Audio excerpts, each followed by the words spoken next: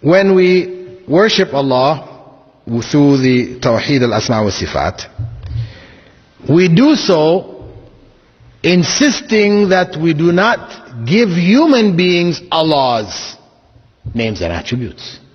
As we don't give Allah human attributes, or the attributes of His creation, we also should not give the creation the attributes of Allah, which is what has happened in certain groups. You can find it in the Old Testament, New Testament, where they speak of Melchizedek. Melchizedek is described as being without father or mother or genealogy. He has neither beginning of days nor end of life. This is one without beginning or end. This is Allah. So we cannot give these descriptions to human beings.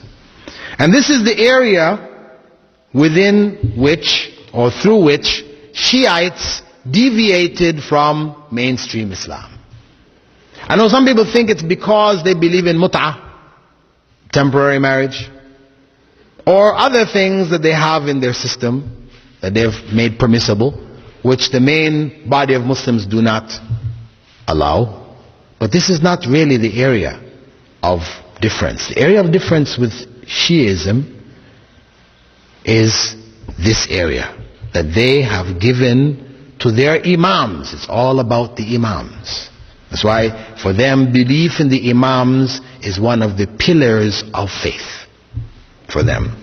As we have Arkanul Iman, we have the 6 pillars of faith. For them, belief in the imams is one of their pillars of faith. What does belief in the imam mean? It means that they believe that the imams, these 12 individuals, not including Khomeini, they talk about Imam Khomeini, they don't mean this. They mean Ali, Hassan, Hussein, this is 2 sons, and from Hussein another 9 descendants who they call together the 12 imams. Now, what are the qualities of the 12 imams?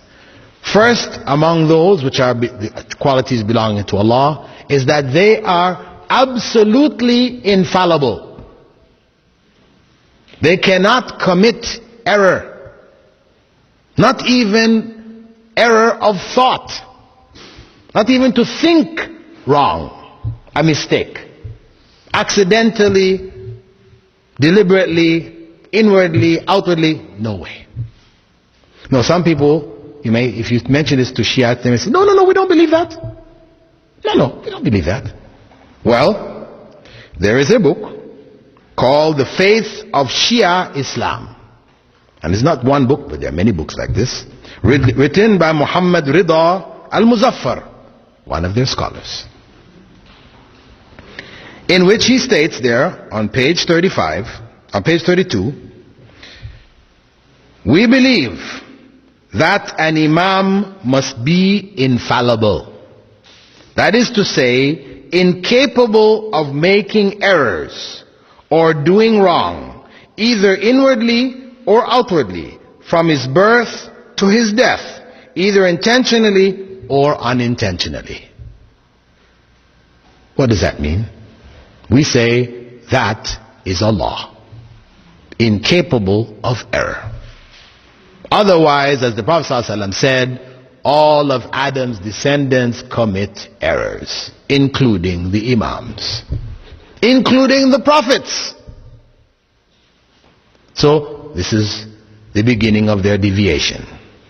Secondly, they claim that the imams have absolute knowledge. They have knowledge of everything. Everything that was and would be, past, present, future, and this knowledge is intrinsic to them. We say that is Allah. Only Allah has knowledge of all things. And again, you will find Shiites who say, no, we don't believe this. But when we go to the faith of Shia Islam, as well as the book called Islam, put together in Tehran by a group of Muslim brothers, edited by Saeed Akhtar Rizvi, we find there Muzaffar saying in the same book, same pages, We maintain that the powers of the Imams to receive inspiration has reached the highest degree of excellence. And we say that it is a divinely given power. Well, however you say they got it, think about what it says. By this means, the Imam is able to understand information about anything, anywhere, and at any time. What does that mean? Knowledge about anything, anywhere, at any time. And of course, you will find in their main book of hadith, equivalent to our Bukhari, Al-Kafi, chapters which headed, the Imams know when they're going to die, where they're going to die, all this kind of information.